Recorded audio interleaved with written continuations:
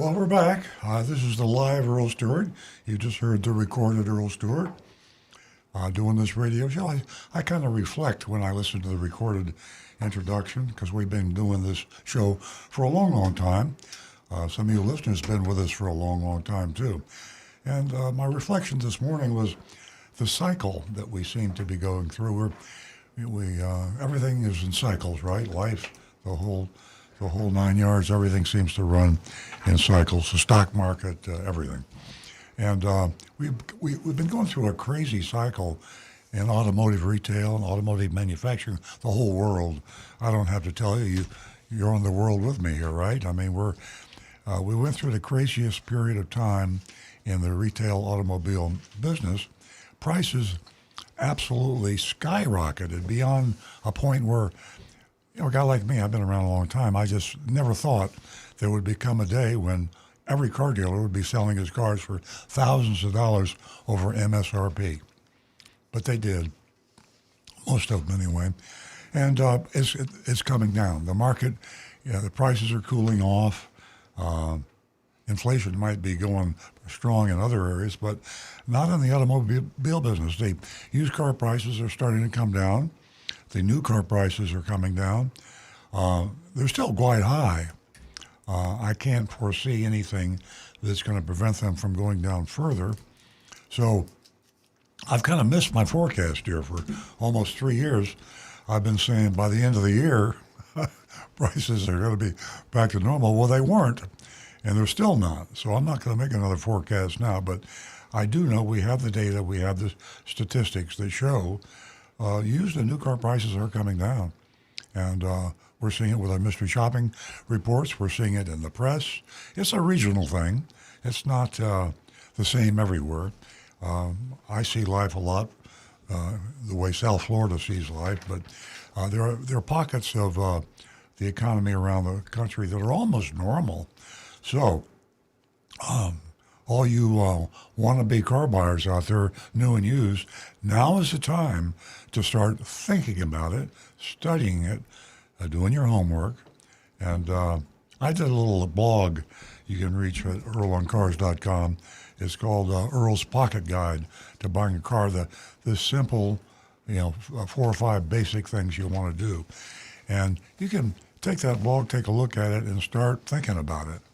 And by the time you get around to choosing the right car and choosing the right dealer, you just might get yourself a pretty good price. So happy days are here again. Nancy just handed me my blog. I'll hold it up so you can see what it looks like. But you go to earloncars.com, and it's got a picture of a pocket, very creative, Earl's Pocket Guide. And it's short. A lot of times I get carried away when I do my blogs, and very few people read all of anything, either a newspaper or online. If the article's too long, people don't read it. So I said, I'm going to do a real short one, and maybe that'll help. There are 5 points in this that it'll take you 90 seconds to read this, and it'll be very helpful to you. So happy days are here again. I'll give that back to Nancy. We also have some other very exciting news. You regulars and people that listen to the show for on and off, for that matter, for the past few years, I go on and on about the fact that regulators are not regulating the laws we have on the book. And most recently, I've really picked on the Attorney General for the state of Florida, Ashley Moody, and all the Attorney Generals, most of them anyway, around the 50 states, for not enforcing the rules we have. If you look in state laws, there's usually some laws and rules that protect the consumer, but they don't do you any good if nobody enforces them.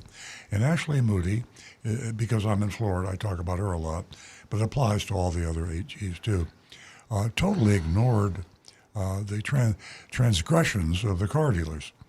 And we talked about it, and I'm like a flea on an elephant's back. She doesn't even know I'm here. Here's on the blog, show you if you're streaming this. There's Ashley, and Ashley got reelected in the recent election, landslide, and she's very, very well supported by car dealers auto manufacturers and car associations. So she just kind of leaves the car dealers alone up until recently. And there's a guy by the name of Jeff Weinseer, who is an investigative reporter for WPLG in South Florida, Channel 10 television. An amazing guy, a courageous guy. And he caught Ashley Moody. I mean, I don't think he literally ran her down, but he snuck up on her. And we talked about that last week. And sure enough, she has an investigation, or had an investigation, and she's filed charges against a bunch of dealers in South Florida. So it's happening, folks. Not only are prices coming down, but we're actually seeing action by the regulators. The number one law enforcement officer in every state is the Attorney General. So Ashley Moody has gone after several dealers.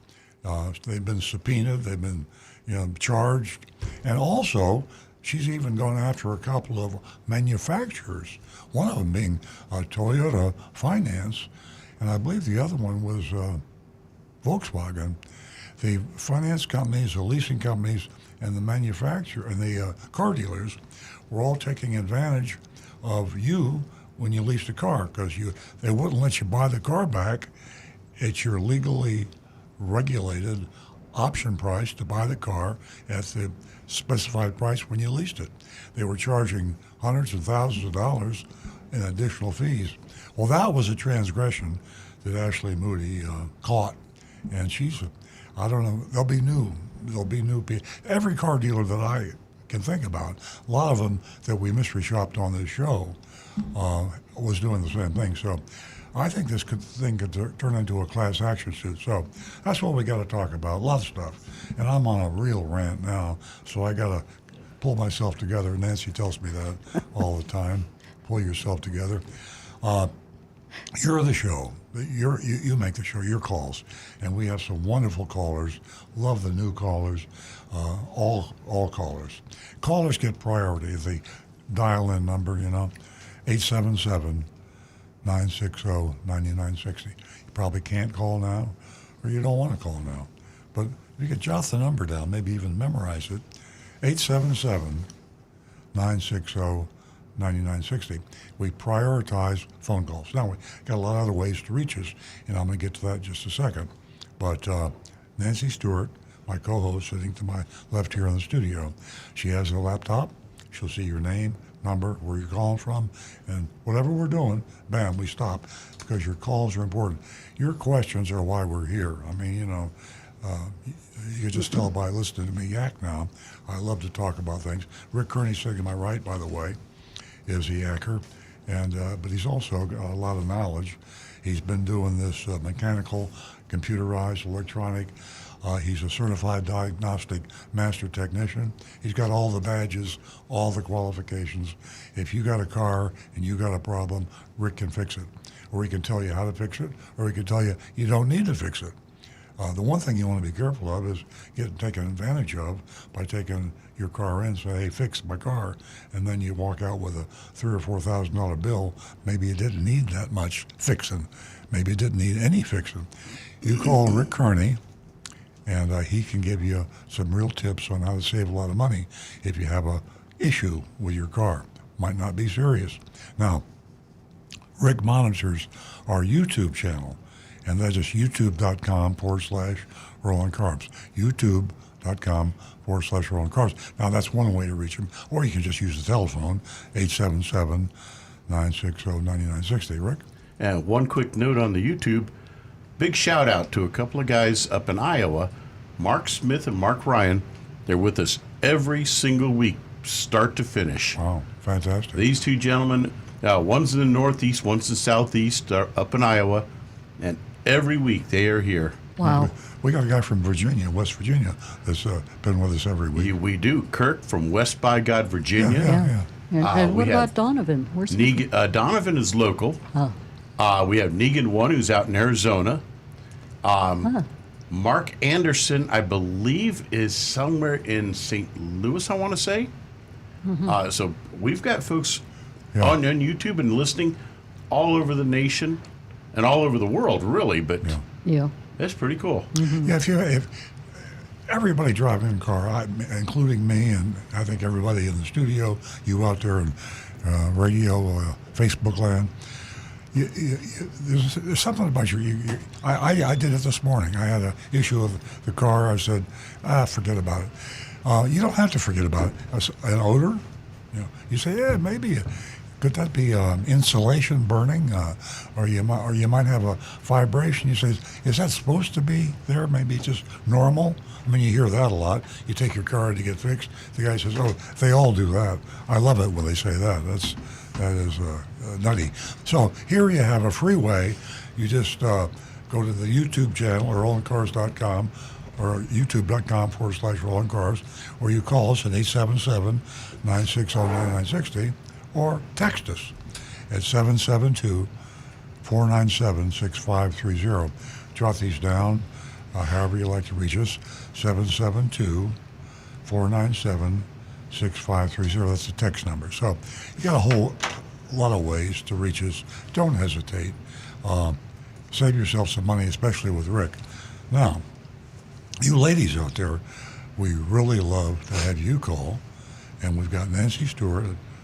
You've heard her earlier in the show, and she's been with me from the get-go, back, I'm going to say 20 years ago to round it off. And she is a female advocate. She wants you women to call. And we have a huge amount of input from the ladies in the audience. When we started this show many years ago, we didn't have any female callers. Cars are a guy thing. The guys, the men, they call. But now we have a good following of women, thanks to Nancy, and she has a special incentive to motivate you ladies who have not called the show. I know a lot of you listen, but listen to what Nancy has to say if you call the show. Good morning, ladies and gentlemen, and welcome. We're here to inspire and to motivate everyone, including ourselves. Don't go anywhere for the next 2 hours. We have a whole lot to get to, and we're pretty excited about the news that Earl talked about with Ashley Moody and what she's going to be doing. And it certainly is a move in the right direction. Ladies, $50 for the first 2 new lady callers this morning. For the first 2 lady callers. Ladies, you know what you want, and you know how to get it, and you empower yourself with a lot of knowledge, and knowledge is power.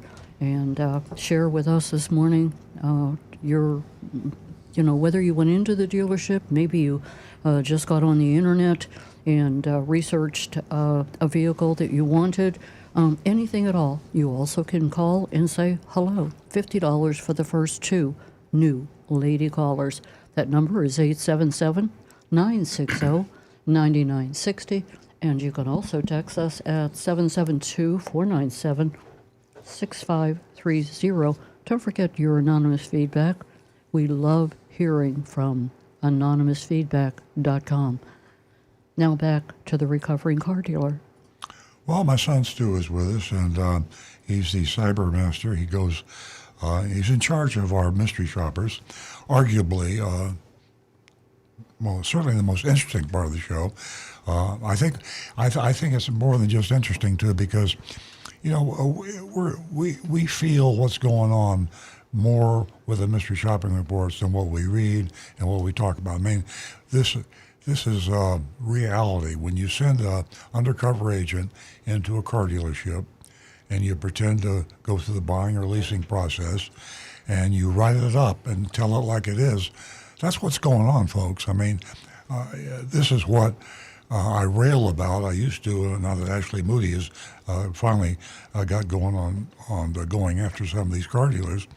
I can't be so hard on her anymore, but every week, year after year, every week we go into a car dealership and we see laws being broken, we see deception, we see just absolutely the worst type of behavior, manipulation of the car buyer, and more so than about any other retail business I can imagine. So this is a reality, and Stu's in charge of that, and he He picks the dealerships that we visit. We have an amazing mystery shopper. For over a year now, we've been using a female mystery shopper. Her code name is Agent Lightning, and she just does an amazing job. And sometimes she goes in with her family, and sometimes she visits out of state. We've been in 2 or 3 states, all over Florida, northern Florida. Mainly, we do focus on South Florida. But this is really what's going on. So we are seeing some positive results. We are seeing from what we've heard about pricing and things like that. So we track it both from the mystery shopping report. We see the media talk about it, and of course we're a car dealer too. We actually operate a car dealership. We've had a Toyota dealership in South Florida since 1975, and we see what's going on. So this is a real. We have corroborated the facts that we give you. This is not the way we think it is. This is the way it is. We tell it like it is. Stu, let me turn it over to you. If this mystery shop we had this week was surprising to me. I didn't know there was a car dealer been around longer than we had. Right. Well, I do a little research and try and find some background information before we get to the mystery shop, include it in the mystery shopping report. And I looked it up and I said, wow, these guys got started in 1910. And our company got started in 1937, which is pretty impressive. But 1910 is really impressive. That's like at the dawn of the retail car business. Yeah, Henry Ford type of. He hadn't even done his production line until 1913. So he was selling cars. And I looked up, it's really interesting. The guy, do you remember the guy who ran General Motors back then? You don't remember him. Not that old. Oh, yeah, Sloan, Alfred Sloan. No, I think it was like, I'll look it up as Durst or something like that. Anyway, he knew Garber, old man Garber, way back when, got him set up, selling Buicks. I see. And then, as they say, the rest is history. But yeah, they've been around forever. But as I went through the research that we had, when we mystery shopped we mystery shopped them back in 2019, and we discovered the same thing. We just forgot about that. We remarked on how old they were, and that was about 3 years ago. But in our defense, it was a completely different world. I don't even remember anything from 2019. Everything was pandemic on. So, but we do have a great mystery shopping report. I'm not going to give anything away, but it was surprising. And also, just another note on the Garber Group, they also have another dealership, a Buick dealership in Fort Pierce. And I think that used to be owned by someone. I think they picked that one up in 2018. So I don't know, do you know who the Buick dealer was in Fort Pierce up until recently? Fort Pierce, I thought it was Carl, but it wasn't. He's in Stewart and Wallace, isn't it? So I don't know, maybe they've been around, or maybe it was a new point and we were caught sleeping. Yeah. Yeah. Well, what about the text? Do we have any text coming? Yeah, we can get started with Anne-Marie, it's like we always do. Anne-Marie says, good morning. It's well known that new cars depreciate significantly the moment they're driven out of the dealership. Does this depreciation really matter if the customer keeps their car for 10 or 15 years? And that's the first question. Then she has a P.S. She sent us the story, attached story from the Sun Sentinel. It's about car dealers accused of price gouging customers who exercise their option to buy lease cars at the end of the contract. The story mentions that the Florida Attorney General's office reviewed about 120 complaints since last year. The complaints are being reviewed. The story mentions some of the successes that Attorney Joshua Fagan has attained for his clients who have disputes with their car dealers. And the show mentions that these problems in the past. It's good to read Ron Hubert's story in the Sun Sentinel, also spotlighting this problem. And it is good. And you mentioned this when you started the show off today. We have a video clip that we'll play shortly that shows pretty much what Ashley Moody has done, and she's finally taking action. So to answer her first question, and I want you to chime in on this too, generally if you're keeping your car for a really, really long time, it doesn't really matter, because at the end of a car's life, it's really only worth scrap. Everything reaches that point at some point.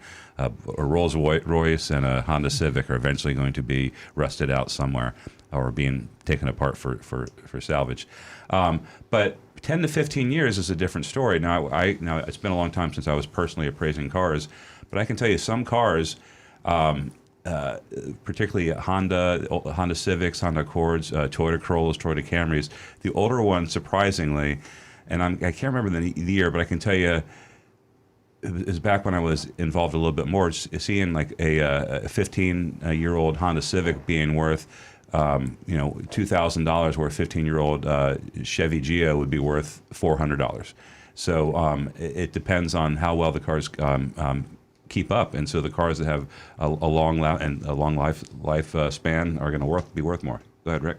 It always seems to me like old Toyotas and old Hondas, 10, 12, 15-year-old cars, if the engine runs just halfway reliably. There's a floor before they go down on that, yeah. And if the air conditioning blows cold here in South Florida, they're worth $2,000 to $3,000 all day long. That's also an old pickup truck, an old Toyota or Nissan pickup truck. Big like that. time, As long as it's that. Well, but let me say this. Cars, as I say at the beginning of the show almost every week, are computers. They're high tech. And we've seen a revolution in technology in cars in the past few years that's never happened before. And it's not over, folks. I mean, we're headed toward autonomous EVs. So today, I just got a new iPhone. I had the old iPhone 10, and this is the 14. And it's a quantum leap in technology. My old iPhone was fine. It worked fine. So cars are being looked at somewhat like that. You can say, well, I can get by without the bells and whistles. I don't need the fancy stuff on a car. You do need the safety things. And if you have a 14-year-old car, it's just not as safe as a current model car. So transportation, absolutely. You get a quality car like a Honda, and you take care of it. You do all your factory recommended maintenance.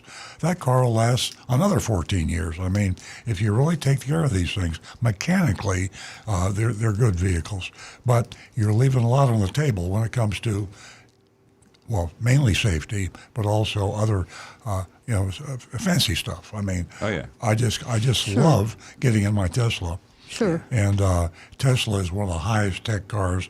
I have the S model with the plaid, and there's stuff on that car I still haven't figured out, but it's fun. Yeah. But there's always going to be a market for get me to work and back, and that's all I care about. And today, Best Buy, as you said, would be like a 8 or 10-year-old, really well cared for, quality car. Yeah, just to get you there. You might not survive the trip, but you will afford the trip. Yeah. It's not unusual for me to talk to anybody, and it's happening more often that, they've had a car for, 15 years, 16 years, 17 years, and they're really reluctant to move into the new world of all the safety features and everything that they're fearful of not being able to adapt to. And I encourage them. It isn't thinking about it, I think, is more, stressful than going in and taking a look at that vehicle. But my point, vehicles last a very long time, depending upon whether you take care of them or not. Do we have any callers waiting? We do not. Let's take this opportunity to play that video. You're reading my mind. Okay, Jonathan. So 3, 2, 1, go. A Local 10 News investigation on illegal fees you are being charged when buying out your current lease could soon lead to change in Tallahassee. The state attorney general sent subpoenas to several local dealerships and some of the biggest names in the auto industry. Local 10 News investigator Jeff Wines here broke this story in April and is live with the latest. Jeff. Nicole, the subpoenas went out last week. The investigation involves deceptive and unfair trade practices.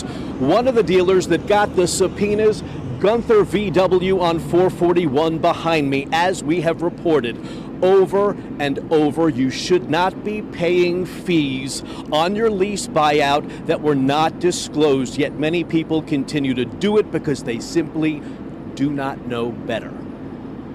I was told this is how we do it if you want to buy it through us. That's the charge that we have to do. I'm like, okay, all right. I mean, at this point, I'm at their mercy. Why are you giving me all these fees? Well, this is the way we have to do it. Consumers hit with fees and unaware it is illegal. The dealers calling them all kinds of things, a certification fee, a dealer fee.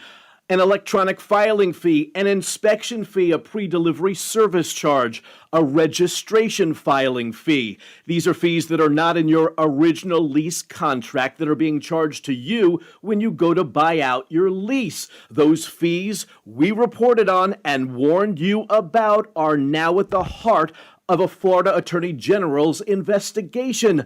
Gunther Motor Company, Homestead Hyundai, Lexus of Clearwater, Toyota Motor Credit, VW Credit, Hyundai Capital, all hit with subpoenas from the AG's office. Ashley Moody's investigation focusing on vehicle lease buyouts. We look at deceptive and unfair trade practices and whether or not that meets the elements of Florida statutes on the civil side of things. As we reported, Gunther was forcing their lease buyout customers to certify or inspect the vehicles before they would facilitate the buyout, adding fees to the cost of the buyout on top of their dealer fees. And they weren't the only ones in South Florida doing it. The Consumer Leasing Act of 1976, a federal law, says you can't charge fees on the back end that aren't disclosed in the original lease. Moody's office has been consulting with other state and federal agencies that regulate the auto industry. And it may not just be something that only our agency looks at. It could be other financial agencies or others, but we are, and we have been. The AG's office has a list of demands for those subpoenaed. They want all leasing policies, contracts dating back to 2018. You name it, and they want it. Their office is also looking into whether state statutes need to be changed to protect consumers when buying a lease. But we have already put this issue on the radar of state lawmakers. The system that is in place isn't working. Please have consumers that contact you to report it to my office. You must file that complaint with the State Attorney General's office. If you don't, they do not know how big this problem is. If you've been charged any of those fees on your lease buyout, we have all the information you need to file that complaint at our website, local10.com. In Fort Lauderdale, Jeff Weinseer, Local 10 News. Very important information. Thanks, Jeff. Ashley Moody is a hero. I'll tell you. She sure is. Well, you know, Our listeners are heroes. I forgive her. I mean, you know, sometimes this is what it takes, pressure. I like to think we exerted some of that pressure. I think our listeners did. And I think our listeners did too. And remember what Jeff Weinseer said, we need more complaints.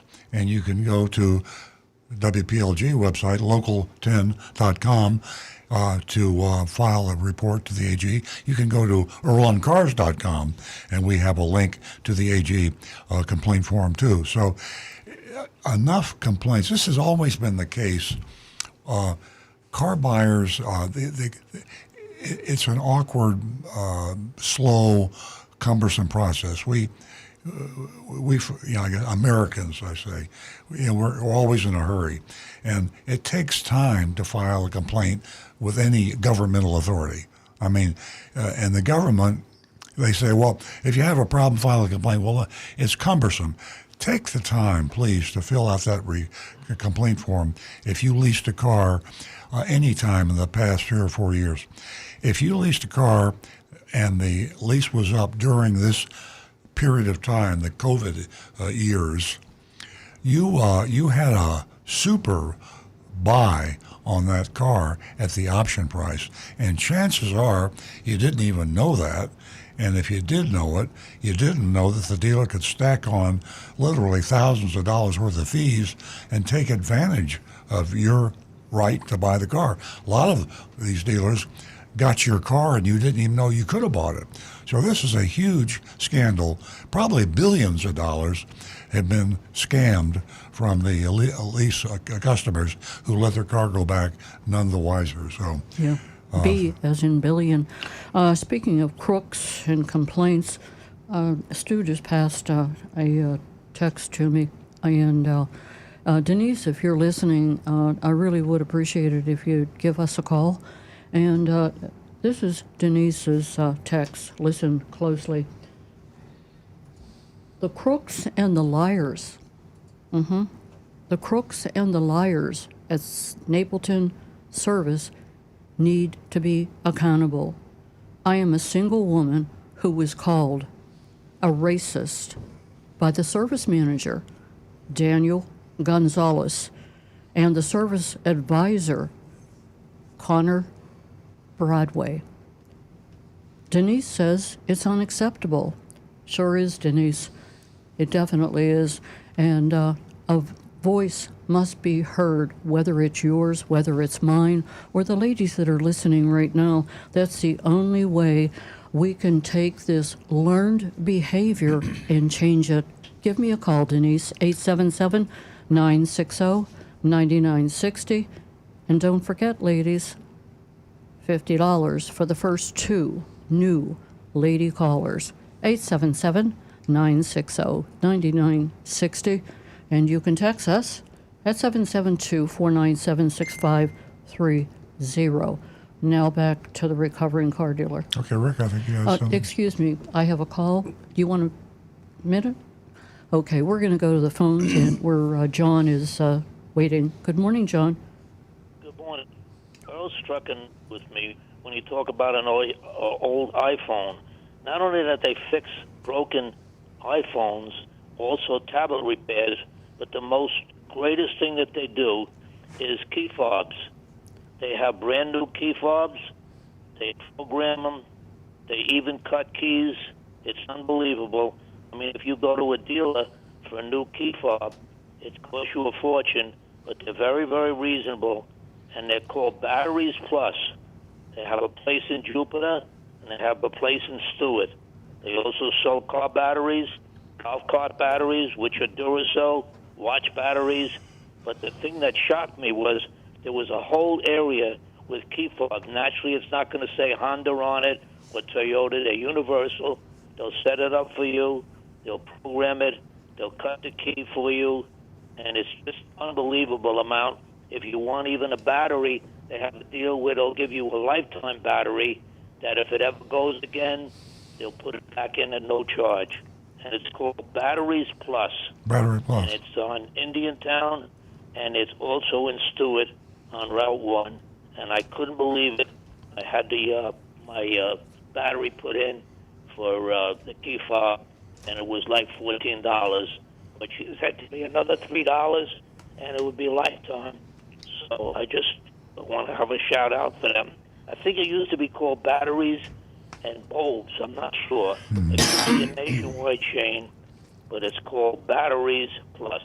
Yeah, that's great. Yeah, always shop and compare price on anything, and especially at car dealerships. Car dealerships have unrealistically high markups on their parts, on their service, and you just have to shop and compare. Rick, you got a point? Yeah, Batteries Plus is all over I'm sure they're elsewhere as well, but they're all over Palm Beach County. Is that right? And I've had an iPhone battery replaced at one, and they're very reasonable on their prices. And the one I stopped in at was great service. Yeah. The guy had a battery in my phone in about 20 minutes. Really? Interesting. And By they the have way, really they'll test the grown. key There's fob. many Yeah. of them now.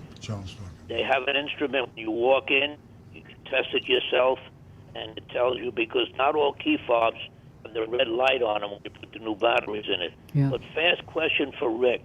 When you used to buy a new car, years back, I don't know if they still do it, with the keys that you got, there was like a 5 or 4-digit number code, which means if you kept that separate from your keys, and any time you needed it, you could go to the dealer, whoever the dealer is, Toyota, Honda, and they could make it from those digit codes a complete new key. But it's advisable that you always get an extra set of keys made, that if you ever lose, both sets they give you with the car, that it won't cost you fortunes to get a new key. Do they still do that with new cars? Yes. It's on the key ring, and it's a digit code, like. Yep. A little aluminum tag that has your key code on it. Right. Well, keep that separate from keys, because that's an important thing. Should you lose, both your keys, the dealer will, from that code, I think you just prove, who you are, you show ID, and they can make you a new key. Well, all that stuff is also in a national database for each manufacturer. So what you would do is take like your insurance card that has your VIN on it, and your ID matching to show that you kind of got to prove that you're the owner of the car. But you can go into like any Toyota or Honda dealer or Buick or Ford, and as long as you have proof that you own that car, they can cut a new key for you. Now, programming the immobilizer is another thing. They've got to actually have access to the car, but you'd be able to say if you locked your keys in, they could get you a key so you could open the car. Well, that's a good system. So, people, please keep that separate from your keys. Keep it in a safe place so it's always available. God forbid you lost, your both keys. Great advice, John. Batteries Plus. Remember it. Batteries Plus. Thank you so much. We'll talk again. Good day, guys. Happy Thanksgiving, John. I've got one here from. Oh, did you got another call? We're gonna go. We're gonna go to Howard, and Howard is from Jupiter. Good morning, Howard. Good morning. Good morning. How are you all doing? Great. I'm great. Yeah, that's good news that you had about the someone coming down up on the car dealers. One scam I had. I'm talking about 20 years ago. I was going to purchase a car. At that time, it was a stick shift and no air conditioning, and the guy had things on the car that were incredible. He said, "We have this thing. If the car has a finish that it will not catch fire." So we took a cigarette lighter, and he touched the car, and he sees it's doing anything. This is a flame-proof car. And do you ever hear anything like that? Yeah, they're very popular out in California these days. No, I'm just kidding. No, I've seen that. As a matter of fact, I think the ToyGuard paint sealant stuff, I think, did that. But I think that's just all cars are basically flame-proof. This is a true story.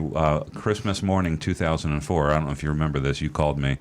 We had a transformer blow up at the dealership, and it exploded with molten copper and fire, and there was we had to drive out to see what was going on. And molten copper was sprayed all over these cars, and it rolled right off the paint. It didn't do any damage to the cars. Where it landed on the glass, it melted the glass and etched into the windows, and all the glass had to replace on the cars, but the paint itself was undamaged by the heat and the molten copper. So, yeah, I think that's just like a standard thing. If you hold a lighter to something, go ahead, Rick. I've seen things like this where they'll do this with car waxes and that they'll put this special polish on, and then they'll spray on a little bit of lighter fluid and light it on fire, and as long as it's not burning for any great length of time, it's not really going to hurt it because the exposure is so minor. Yeah, this is called fluffery, I think. Yep, and it's basically it's or just puffery. Is it puffery or it's puffery? Yeah, it's to make you think, oh boy, this car is so special, but pretty much all finishes are going to be that way. Right. Yeah. Does that sound like what happened, Howard? Yeah, exactly what happened. Yeah. Another thing, on the battery and the remote batteries, I was up north, and the distance that the car would open, that I could, get into the car, it used to be like actually half a mile. I was able to, a quarter of a mile, let's say. I was able to open the car. Then it became an eighth, and finally I had to actually come up to the car. So I changed the battery, and I went to a Toyota place. They changed the battery for me, and it worked fine. It was like tremendous distance I could actually open the car. Now, my question is this. If I lose that remote, I have to go. What's the best place to go? Would it be Toyota place if I have a Toyota, or could it be this other place you're talking about? Bulbs are us, or batteries are us. Which is the better place to go to? If you have another remote that works your car, you can go to like Batteries Plus or that, and what they do is actually clone the remote. They program their aftermarket remote to be a clone, a duplicate of yours, to where the information that's stored in it will then communicate with the car identical to the other remote. Otherwise, the factory remotes all have their own unique identification code, And so if you want to get a factory remote, or if you don't have any remotes at all left, then you kind of do have to get a factory remote and get it programmed to the car. But if you have one that's functioning, you can go into Batteries Plus and they can clone it, and it's a much cheaper option that way. And then you have two that are basically, it's just like creating an identical twin to your remote. Okay, let's say I lose my remote. I can't get into the car. This could happen to anybody, especially to me at my age. So what do? I don't have a remote. I lost it. I call Toyota. They come. What's the scenario there? Well, if you have the regular key, you can still just unlock the door manually and then start your car with the key and drive it home. But No, if I it's understand. Suppose I don't have it. Suppose I don't have the phone. I don't have. You have the to key. I lost you have it. to prove who you are in person at a car dealership, and they won't order a key for you unless you've proved you own the car and you're who you say you are. But if you've lost all your keys to the car or all the remotes, you'd have to get the car towed to the dealership in order for us to reprogram it to get new remotes to work on it. Especially like if you have the smart keys, where it's just the remote and no key at all, then and you lost all of them, you would have to get the car towed to the dealership, and we'd have to connect in and reprogram the car to accept new keys, new remotes. Okay, that actually was my question. If I don't have any remote, I Right. have to have it towed to a dealership, and it can't be. And here's another question: it has to be the Toyota dealership. It can't be Right. a mechanic, because the Toyota dealership has the capabilities and all the information from the VIN, correct? The Yes. VIN would, yeah. Okay, I got you. All right. One other question. I don't want to keep you out too long. What's happening with the Mirai? Mirai is still being sold in California and maybe in Oregon and Washington State. Toyota's still making them. I think they've acknowledged recently that it's a really small niche thing as opposed to a potential path for the future of clean energy. But they still have it. We talked about it on the show. The problem is, there's lots of problems, but a network of hydrogen filling stations is the number one problem. And I think in the United States, the only state that has any appreciable amount is California. So we actually had a Mirai that we had. This is an embarrassing mistake to tell about publicly on the air, but we had a Mirai that we thought we could flip, do a quick turnaround. It turns out not too many people want them, so we're stuck on it with a Mirai in Florida with about 8 miles of hydrogen left to go, and the clock was ticking. We didn't drive it, but we did sell it out in California where you can drive it, but it took a long time. It was a bad experience. Okay. Thanks for all the information. You guys are great. Have a good day. You got it, Howard. Thanks, Howard. Ladies, don't forget $50 for the first 2 new lady callers.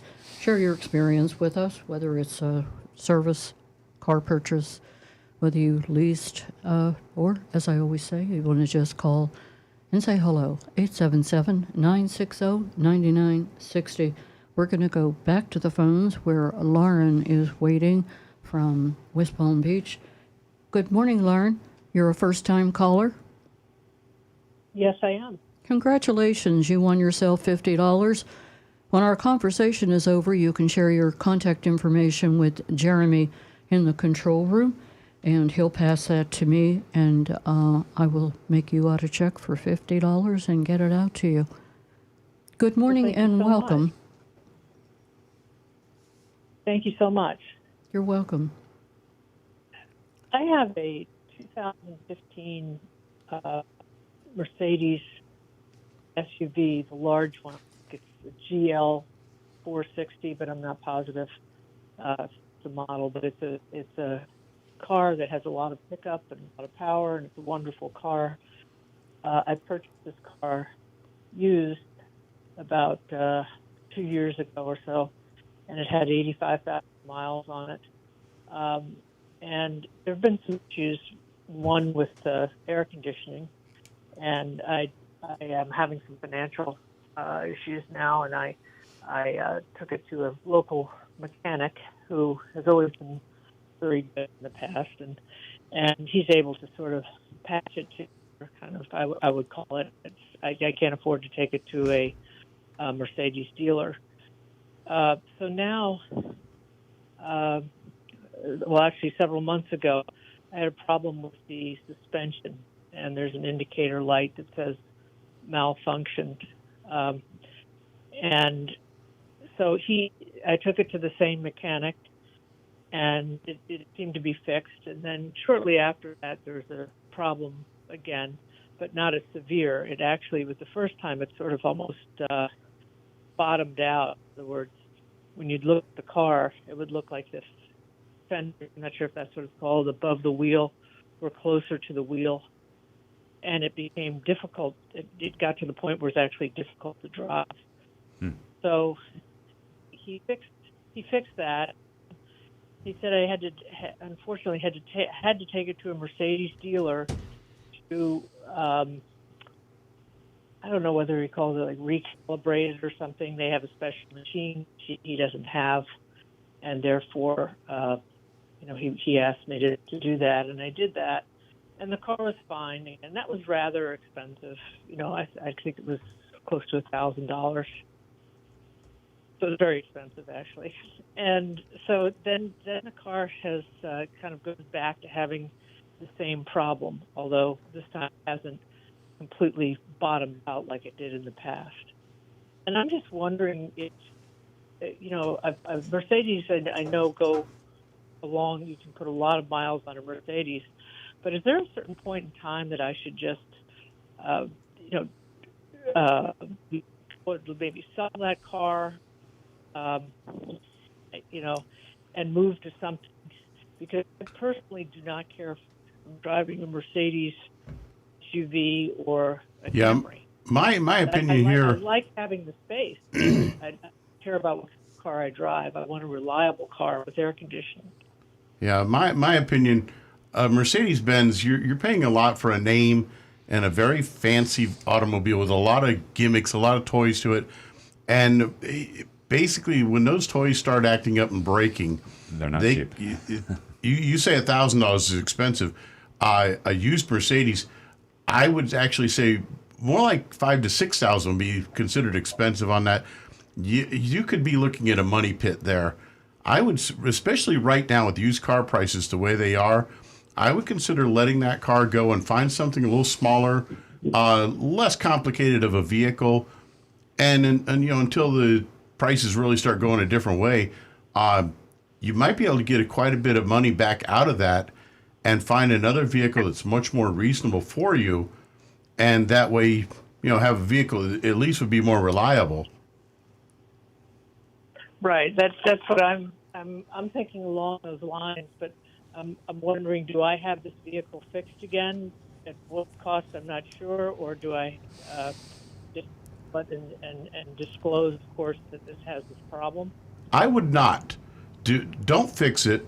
Find one of the places like CarMax or something like that. Go in and shop it at several different places, 3 or 4 different places. Don't tell them anything. Say, hey, look, I've got this car. I've downsized my family. It's too big a car right now. I don't really need this big thing driving around in the city, and I want to switch down to a much smaller vehicle.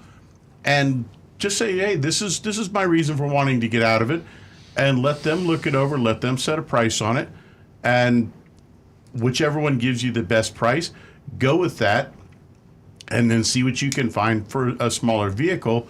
But I wouldn't tell them that you've got a problem. I know it sounds a bit cruel, a bit almost edging on dishonest, but caveat emptor, let the buyer beware. And well, it's also right on the dash, with the indicator light and. Lauren, I'm going to add a few of my experiences with you, and then we're going to have to go. We have some calls backed up, but my experience is that my daughter had a Mercedes just like you, and after a while she was pouring so much money into the vehicle, getting it fixed. The vehicle, she was spending more money than the vehicle was worth. Right now, you're sitting at an advantage. I'd take that car out, see what you could get for it. You're talking about lights being on your dash. Things get overlooked. If they find it, they find it, but I certainly wouldn't bring it to anyone's attention. And you're in a good position to get rid of that vehicle and put a little extra money in your pocket so you can afford that affordable, because you said you had financial problems. It can be an affordable vehicle, something small, like you said, with AC. So I hope we were able to help you today. You helped me, and I was leaning in that direction, and now I know what to do. Very good. Lauren, don't forget to stay on the line. Get that information to Jeremy, and I can write you out a check. It sounds like as if you could use that $50. Thank you so much. I really appreciate it. You're welcome. Spread the word. Tell your lady friends to give us a call and join this platform that we are building. 877-960-9960, or you can text us at 772-497-6530. Don't forget your anonymousfeedback.com. Rick? I've got one from Donovan here where he says, hi, what are your thoughts on what's going on with Carvana? The stock is down to $8 from its $360 high 15 months ago. They also just fired 1,500 workers yesterday. Do you think they'll be around much longer? Well, now Carvana and all those third-party used car are having a hard time. Even the AutoNation with their independent used car lots and other the used car business is tough right now because everything was wonderful when the prices were climbing, and now when the prices coming down, the car dealers, including our car dealership, found ourselves with a huge amount, we call it water, in the inventory. We went out and bought a bunch of cars when they were really high priced, and then the prices came down, and now you can't sell them at that price. So Carvana's having that problem, car dealers are having the problem, CarMax is having the problem, and just what happens when the party's over. You know, the party's over, and people are starting to pay the piper. And that's what's going to happen to Carvana. Already has. What's coming around the corner? And on a quick note also from Donovan, because I like his opinions here. He's got some good information. He does. We really enjoy him every week. For the lady with the Mercedes, he says, this is why you don't buy a used Mercedes. And he says the problem is a lot of people in the U.S. do not know how to work on them. And I would say that can be a true thing. That's a rule. We're picking on Mercedes now, but you can say the same thing about a lot of luxury cars. And not all of them, but a lot of them. BMWs, Jaguars, Infinities. The number one, the dealer network are the high price spread. You go into a luxury car dealership, they have the fancy customer lounge. They have the, everything is very haughty, and the prices are the same way. It costs you twice as much or three times as much to have your oil changed. And there is a shortage of qualified foreign car, luxury car technicians that are independent that can save you money. The thing that fools a lot of people is a new BMW or a new Mercedes is quite a nice car. And you don't have a lot of complaints. J.D. Power does a study on new cars, and they say, only 3 complaints per 100 cars. I mean, it's not a problem. Wait till that car gets to be 5 or 6 years old and see how many complaints you get. So if you want to buy a car that's going to last you a while and not going to cost you a fortune, check how it is as a used car, 5 or 6 years old, as well as a new car. Here's another. Sorry, go ahead. Yeah, the Mercedes buyers, by the way, these guys are, they're millionaires, and they like to buy a car. They keep it for a year or 2, or maybe 3, and they buy another new one. When it's out of warranty, they buy another new one, and then they trade the car in. Yeah, or they lease it and they don't even think about it. They don't think about it. A good clue on what you're getting into is when you look at the pricing of extended warranties, and like you can get extended warranties for new Mercedes that are like $8,000. Yeah. That just goes to show it's an insurance premium, and the actuaries have decided there's a potential for a big payout, so it's a big premium. So another clue. And this one from Lance Cavett. Excuse me. will the Toyota Sale-a-thon occur this year? It's happening. It's happening in name, and they're promoting it. There are a few interest rate specials, but it's not the old glory of years gone by when there were cars plentiful, and Toyotathon was a big, just a ton of cars being sold. It's not happening this year because of the inventory situation, but yes, it is nominally. For you history fans out there, the Toyotathon was invented by Jim Moran. Jim Moran is a pioneer in the car business. He was the largest Hudson dealer and Ford dealer in Chicago a million years ago. And then he got the Toyota distributorship in Southeast United States. And he was a marketing genius, and he came up with the whole Toyotathon concept. Toyota loved it so much, they copied it. Jim Moran passed away 15 years ago, but he was a marketing genius, and that's where it all came from. But today's Toyotathon is a name only because it's a seller's market, and it's a waste of money to spend money on advertising because there's not enough cars to go around. And prices are crazy high. And a bunch of incentives. There's no incentive to have incentives. No. Exactly. Good points, too. 877-960-9960. Text us at 772-497-6530. Remember, I am giving away $50. Looking for one more female caller, and I have $50 for you if you've never called before. So give us a call at 877-960-9960. We'll go back to Stu. Okay. We have some anonymous feedback. Here's one that says, we went to purchase a mid-size SUV in Las Vegas. The dealer added $9,000 to the MSRP. I told him they must be on drugs. We purchased out of state and did not pay the $9,000 greedy markup. And indeed, yeah, people are traveling longer distances than ever to buy their car, and because some dealers are charging crazy money, and some people are just charging just like a little bit crazy money. And some dealers are charging, very few dealers, but are charging a reasonable amount relative to today's market. Relative. Yes, relative. Maybe not relative to a couple of years ago. We have another anonymous feedback comment. Thanks for sharing the mystery shopping report info on Wallace Kia in Stewart, which is especially valuable given you're a Toyota dealership owner. I've been talking to a Honda dealer about an Accord, which has about $5,000 in accessories, as all of their vehicles appear to have, and decided against going in to negotiate. We shared on a couple of occasions that if that's the starting point, we're not interested. Yet they still put the full port crest on with sales calls to come in. Your insight is invaluable, Earl. Thanks again. All right, so that's good. We're doing something good. Yeah. Makes me feel all right. Exactly. I couldn't have put it any better.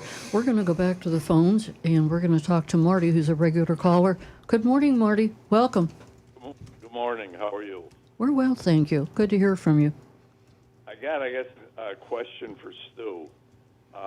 My son-in-law ordered a RAV4 hybrid back in May, so it's been 6 months. How many RAV4 hybrids do you get in a month? Because it's been 6 months, and I guess no one's told him that it's going to be here 2 days from now. We get the hybrids, particularly RAV4 hybrids, in probably the least frequently of any of the vehicles. So they're coming in just maybe a handful or less a month. I can't give you an exact number. That's why it's taking so long. That's why it's taking up to a year, sometimes even longer for some of the hybrids. Okay. Now, let me ask a question. What about a RAV4 non-hybrid? Those are coming in at a much more rapid clip. It's a much shorter waiting time. Now, do you think they would call him if they get a RAV4 non-hybrid, or those are all asked? No, but what he needs to do if he's open to open to a selection is to be as broad as possible. When you're specific, especially on a hybrid vehicle, on equipment and color, it can take longer because we're just waiting for the right one to become available for you. So if he is willing to go to a gas, he should call and let him know that he is switching his order, actually, or willing to get a gas hybrid. Because right now our inventory manager has the model number that your son wants, and she is working diligently to find a match for it. But if he's open to a gas model, that needs to be that information needs to get to her. Yeah, we actually have cars on the ground now. 30 days ago, we had 0 cars. Now we probably got, 50 cars? Smattering like 30 cars. Yeah. So things are getting better. And you people that waited and waited and waited, as long as you're flexible, you could go and buy a car on most dealerships now. And find something closer to what you want. You won't find exactly what you want if you're very particular with the trim and the color and the equipment, and you just are inflexible. You're still going to wait a long time for the car. All right. Now, do you have any RAV4s that are not sold yet? You got to call into the dealership and speak to either the salesperson or the sales Talk manager. to Jason. You can speak to anybody. You'll get the same information no matter who you speak to. Okay. And the next question that I can ask Earl, you've got, according to your sales guys, 'cause I ordered a car back in March, and that's like, it's going to cost me 2 years, but I ordered more specific Camry. But you've got 1,700 orders, supposedly. Mm-hmm. If Toyota just worked on your dealership, it's got to take them a long time to fill every order. Oh, no. If they worked on order, we'd have it all filled in a month. All right. Yeah, we really work. If we got all the cars, that list would disappear immediately. We work hard on that list, Marty. For all the Toyota dealerships in the United States, if everybody had 1,700 orders, how long is it going to take to get everybody fulfilled? Well, I mean, just they sell. There's about how many Toyotas get sold? We sell about 3,000 in a year, and there's 1,400 Toyota dealerships. So we'll let you do the math. I don't think that's. All right, so it'll be a while. It'll be a long time. It's going to take a while, yeah. But different models are produced at Camrys and Corollas and RAV4s. They focus on that because those are the core cars. So that gets the bulk of the production. And so those move quicker, and they're increasing, as far as the order speed goes. All right, I'm going to tell my son-in-law if they want to, go from a hybrid to a regular, to contact you and see. Maybe you got one sitting there that they want. You never know. All right. Patience is a virtue. We have a purple one with green stripes on it available. Yeah, that's what I'm afraid of. But short of that. You guys have a very wonderful dealership, and if anybody can produce a car, you can eventually. Thanks, Marty. All right. Appreciate it. Have a good day, everybody. You too. Great hearing from you, Marty. Give us a call again. 877-960-9960. Text us at 772-497-6530. We're going to go to Fred, who's calling us from Palm Beach Gardens. Good morning, Fred. Hi, good morning. How are you? We're well, thank you. Welcome.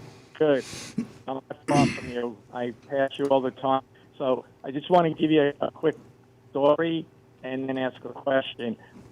We relocated from New York about 2 years ago and lived 65 years. So my wife worked as a bookkeeper in the car industry for 20 years.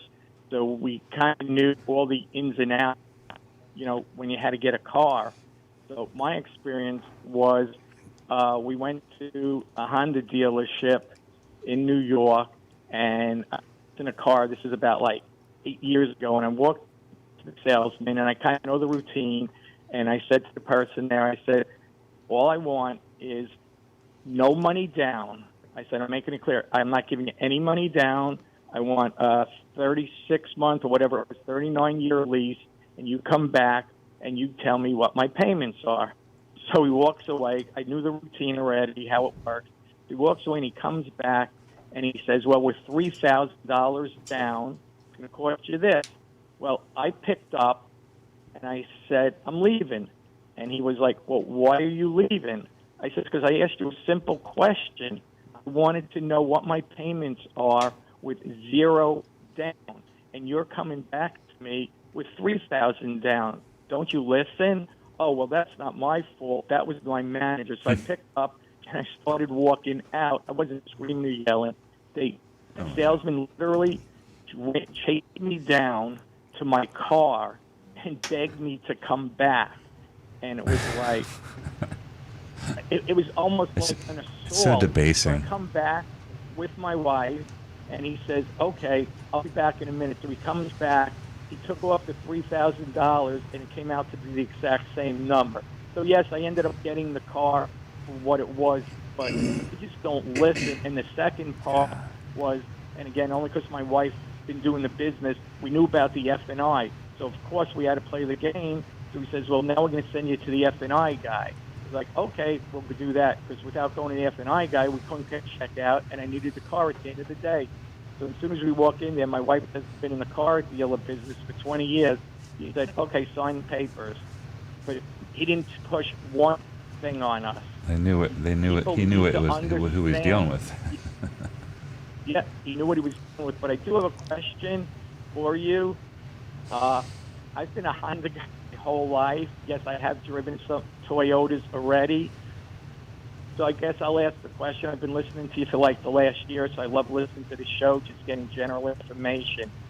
Convince me when I'm ready, why should I buy a Toyota over a Honda if I've been happy with Honda for the past 30 years? Well, you shouldn't. What you should do is check on the specific model that you're looking at. Because we'll say this. We'll both agree. Like, Toyota and Honda are among the best cars made. But they change every year, and there's new models, and things are better some years than others. I would look at that year at Consumer Reports, and specifically what they're saying about the quality issues on the car. Because Toyota is a great car, but some year, even a Camry in I'm just making this up, the 2019 Camry might have been the greatest Camry they made. In 2020, it might not have been so great. So look at it year by year and model by model. Yeah, that's great information, Fred, that Stu gave you. And one other bit of advice, Earl just wrote a column, or Earl's Pocket Guide to Buying or Leasing a Car. And go to Earl on Cars and take a look at that. But you certainly can't go wrong with Consumer Report, and it's a little easier to maneuver, for lack of another word. But it sounds like you and your wife did a great job.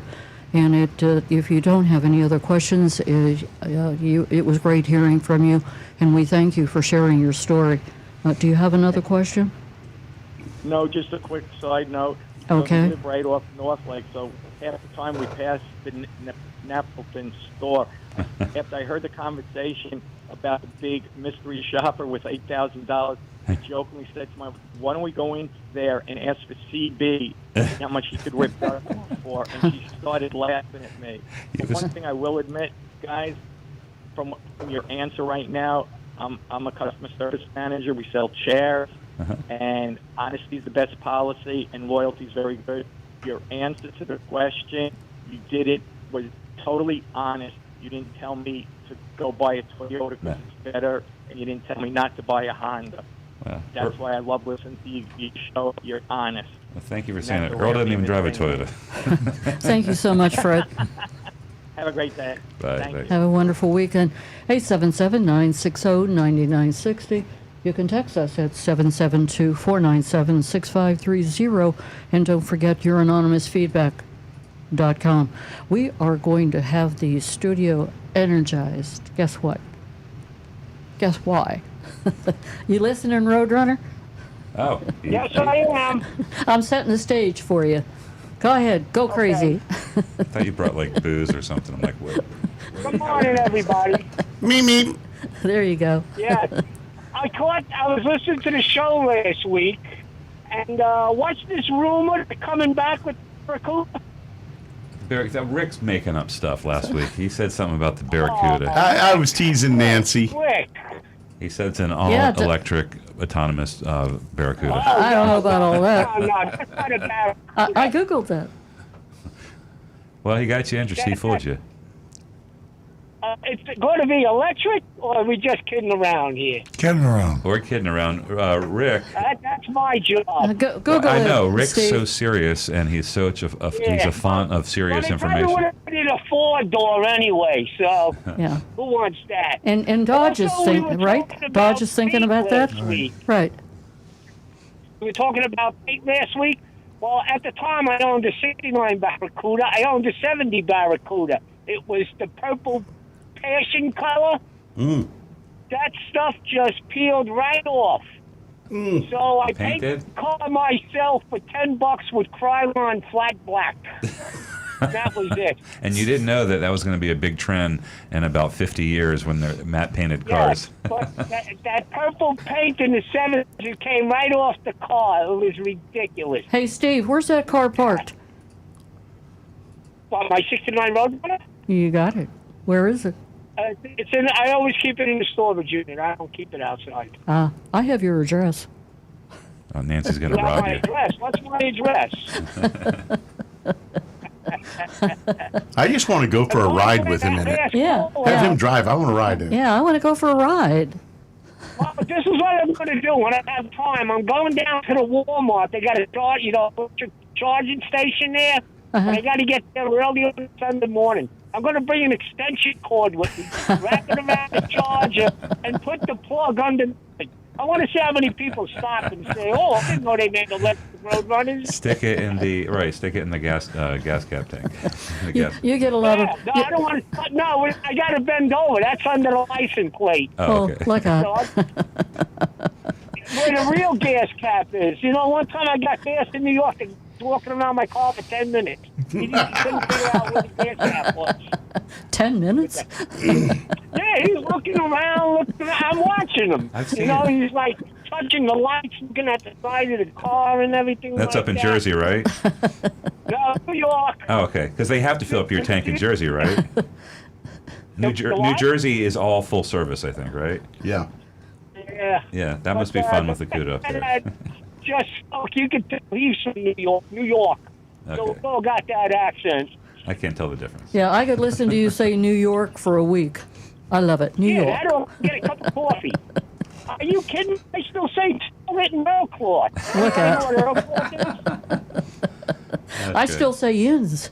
Where am I from? Yeah, Earl cloth. Nobody knows what Earl cloth is. It's linoleum. Yeah, we just hang on to some of that stuff. We have a few people we know that say y'all. That's my family. I know. Y'all. All right. Stuart say y'all. Everybody have a good safe weekend and have a good Thanksgiving, everybody. Oh, Steve, you're amazing. Happy Thanksgiving. We love hearing from you. That's what my ex-3 wives said. I'm amazing. Till you get to know me. Okay. All right, everybody have a good holiday. I'm going to keep Take an care, eye on everybody. you with that Barracuda. I'll be watching you. I'll talk to you later.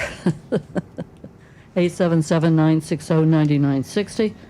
You can text us at 772-497-6530. And don't forget your anonymousfeedback.com. Rick, do you have something for us? You know, I actually did that on an old Chevy pickup that I had. Flat black spray paint cans to paint the truck. Yeah? It worked. No kidding. You could touch it up anytime for 99 cents. Oh, there you go. You heard it from Rick. We're caught up here otherwise. We're going to go to Stu. Yep. I got a text here. Who did it send? I don't have a name on it. Said they heard General Motors is restarting the government rebate for electric vehicles January 1st. Is that true for all makes of electric vehicles? And that's true. In the Inflation and Reduction Act, more tax credits were allocated for electric vehicle purchases. But there's some rules. It's not exactly like there's like income restrictions on how much you earn. You might not be able to qualify for it. It's like any government policy is very complicated. Yeah. Talk to your accountant. It's not going to do what they want it to do because government policies never do. The manufacturers don't like it. The dealers don't like it. Consumers don't like it. It's just a convoluted, complicated governmental mishmash. That the fact of the matter is, the demand and supply of the electric vehicle is going to set the price. And if there is a big fat rebate, the dealers will keep that rebate. Well, one of the problems also is that it's focused, and this is good maybe in the long run. It's focused on like lower priced electric vehicles. Yeah. So even like your Tesla, I don't think would qualify. Sedans with retail price more than $55,000 don't count. So it could benefit lower income people, but it's probably not going to end the current typical Yeah, bioelectric. the EV has to be manufactured in the United States. It can't be manufactured, a Tesla is manufactured in China, it wouldn't qualify. Well, Toyota's moving their battery operations and everything to the United States, so it's having some effect on something. So I hope that answered the question. And I think, let me just make sure.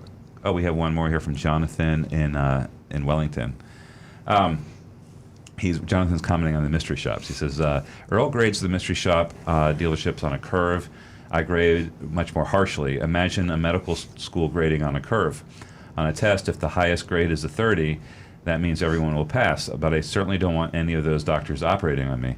You probably have.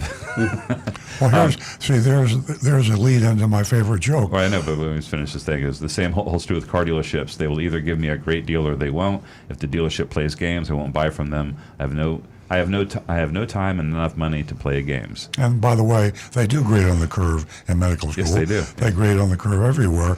But here's my favorite joke. What do they call a doctor who graduates at the bottom of his class? Doctor second class? They call him a doctor. Oh, okay. So my point is that doctors or car dealers are car dealers. You got to find a good car dealer. You got to find a good doctor. Just because a guy calls himself a doctor doesn't mean he knows as much as the doctor down the street. So you're right. They do great on the curve, and some doctors graduate and they shouldn't be practicing medicine. Okay. We have anonymous feedback comment came in here. It says, hello, on an earlier program you mentioned there may be mid-year increases in car prices for some brands in the future. I plan on ordering a car at the beginning of next year. If there's a price increase before delivery, how much do you think the increase would be? I just want to be prepared for additional cost. That's a great question. It's hard to answer because there's so many, the dealers are doing so many different things. Well, the bottom line, forget about price increases. Forget about, remember, supply and demand. A year from now, prices will be much lower. Right. So whether the manufacturers glob on a price increase or whatever happens, or there's a rebate or whatever, the whole thing boils down to supply and demand. You'll get a lot better price on a car 1 year from today than you do today. Yep, and they're specifically looking at a Toyota Camry hybrid. I can tell you that everybody's doing it differently. Our dealership, like Earl said, it'll be the price at the time of delivery, and any incentives, supply and demand, whatever the price is then. So even if there is an increase, it's most likely not going to be felt by you because the prices will be coming down in a year from now. And we're all caught up. Yeah, I've got an article in Automotive News I want to mention. It's more good news. We've got a lot of good news coming down the pike. If you were with us at the beginning of the show, we played a TV clip. Showed a TV clip from WPLG. Jeff Weinseer, the investigative reporter, talked about Ashley Moody, finally, Attorney General for the state of Florida, finally taking action against car dealers that are ripping off their customers. Federal Trade Commission has been at it for a while, and there's more news about the Federal Trade Commission. Here's the headline for those streaming. FTC considers broader junk fee rules, and I'll hold that up. Now, the article is long. I'm not going to bore you and read the whole thing. Bottom line is that they are taking more and more action to control the ridiculous way cars have been retailed. But here's a paragraph I put a little circle around, which I think is just amazing. We've talked about it on this show for God knows how many years, but we talk about the FTC. The FTC's latest proposal suggests mandatory advertising of an out-of-the-door price, less government charges. Is going to be inevitable for dealers. So, I mean, this is like, finally, the Federal Trade Commission is saying, if you advertise the price of the car, it's got to be a real price. That's all they're saying. And so there's good news. And I think they are moving on this. And another few years, car dealers will be like going to Target or Walmart or Amazon. They're not going to screw you the way you are being You know how many today. people you made happy just now reading that? And they're saying, Earl Stewart, repeat that. We can't believe it. We can't believe it. We'll be out of a job. No, not at all. Well, Not if at car all. dealers are all honest, what are we going to do? Not at all. Earl on bicycles. I think you're wrong about that. And ladies and gentlemen, if you saw the video this morning, I'm talking about the video that Jeff Weinzier, the investigative report that he's been doing and how involved he's been on this journey. Give us a call. How do you feel about the investigation and the subpoenas for these car dealers that are operating illegally? And they really are. That's a good word to use, you know. They talked about the illegal fees. Give us a call toll free at 877-960-9960. Even when I read what Earl just read to the audience, I couldn't believe that last night in the automotive news. And we're going in the right direction. Things are finally happening, and people are getting sick, actually sick of the treatment of purchasing a vehicle. We are going to go back to the phones, and we are going to talk to Denise, who's calling us from Riviera Beach, and she is a first-time caller. Good morning, Denise. Good morning. Welcome. You won yourself $50, Denise. If you Great, thank you. if you stay on the line after we're finished talking, you can give your contact information to Jeremy, and he'll pass that along to me, and I'll mail you a check. Wow, that sounds great. Thank you. You're welcome. Welcome to the show, and what can we do for you this morning? Well, I just heard about what you guys are doing with Toyota, and I think it's wonderful, especially for someone like me that always feels like I'm somehow getting ripped off when I go to purchase a car or even have my car fixed, which is what happened to me at Napleton on North Lake Boulevard. I went to service, and I was told everything was fine with my tires, and they let me go. And about a month later, I had a blowout on a tire on Singer Island, and I went to Napleton, to get fixed. And they said, "Oh, you need all new tires." And I said, "Why didn't you tell me that a month ago when I was here? You let me drive with." They said there were cracks in the tires, and they would have blown soon. And I said, "Your salesperson told me that." And then the manager came out with some kind of a chart. Well, they rate a 5, and you can still drive on them. I didn't know what he was talking about.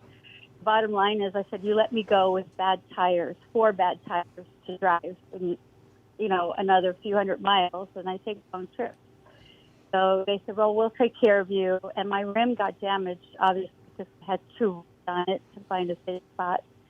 And and I had the car insurance I took out when I bought the car, the tire insurance, and they said it didn't apply because that doesn't cover wear and tear on tires. Right. And I said, "But it blew out." Right. So back and forth with that. They said they would call Fidelity, who was the insurer, and I asked them, if they submitted the pictures, and they said, "Oh, they won't cover it. They already said they wouldn't cover it." And I asked for the information to call myself, and then they said, "Oh, you have to go to Wallace now. That's where you bought the insurance policy." And I thought, why doesn't anyone cover this? Right. I should be able to go to any shop. And they said that that's their policy. But the bottom line is they never made the call. They didn't want to deal with it. They wanted to brush me off. And so I left. They sold me 4. I got 4 tires and paid for 3, supposedly. And so I said, "Wait, that blowout shouldn't even be part of that." And they said, "No, you got a deal, blah, blah, blah." So I called Wallace, and they said, "That's wrong. You used to be able to take it anywhere." But the strange thing, even Wallace didn't know that you have to get pre-authorized when you have an issue that has to be fixed or changed in order for them to cover it. No, read that fine line, and neither did I, because it was all the way down on the bottom. So that's why Fidelity supposedly wouldn't accept the contract to change it. And so back and forth. Well, I went back into Napleton, and that was another issue, to the manager of service. And he was rude, obnoxious. He started screaming at me and called me a racist, actually. So I left. I wasn't going to get involved in that. And I thought, who can I write? Who can I call from Napleton? Who's in charge of customer service? We don't know because we've been. I mean, we've been, calling them out publicly, for years, and then they've been fined and investigated by the federal government, and since then they've continued to behave that way. You bring up a very important thing that our listeners need to listen to. So you bought some extended warranty stuff, an important question, and nobody thinks to ask, and you shouldn't feel bad for not asking, but when it comes time to actually making a claim, what kind of hoops do I have to jump through to get this taken care of, or who do I call? What's the number I call? Because sometimes it makes it very, very difficult to get anything done, and you just exposed that. And many dealers are selling the warranty, so they're the ones that have to pay for the repair. They sold you the warranty. They made a big fat profit when they sold it to you, and the only expenses involved are repairs. So when you come back for repairs, they want to keep all that money. They don't want to have to pay for the repairs. So it's extended warranties are a really dangerous thing. I, generally speaking, don't recommend them at all. But if you want to buy an extended warranty, buy it from the manufacturer. The dealer's warranty is probably not as good. And look what's excluded, and find out that you don't have to call a hidden number buried in the contract to get a pre-authorization. No, that was a surprise. I'm glad you said that. And when I did call Wallace, the woman that sold me the insurance, when I paid for the car, she said she was honest. She goes, I have no idea. I said, well, you should know what's in your contract before you put it on to a consumer. You told me I could bring it anywhere to any tire place. And so now what? I'm stuck with, that expense and a wheel. And she said, well, you rode on your wheel. I said, how did you think I was going to get from the flat tire place, where I had it, to a safe place? I had to ride on it. Yeah, that happens. So they don't cover wheels that you ride on, according to her. And that surprised me. And so I said, listen, you have to do something. Otherwise, I'm going to cash in the contract. I want my money back from that.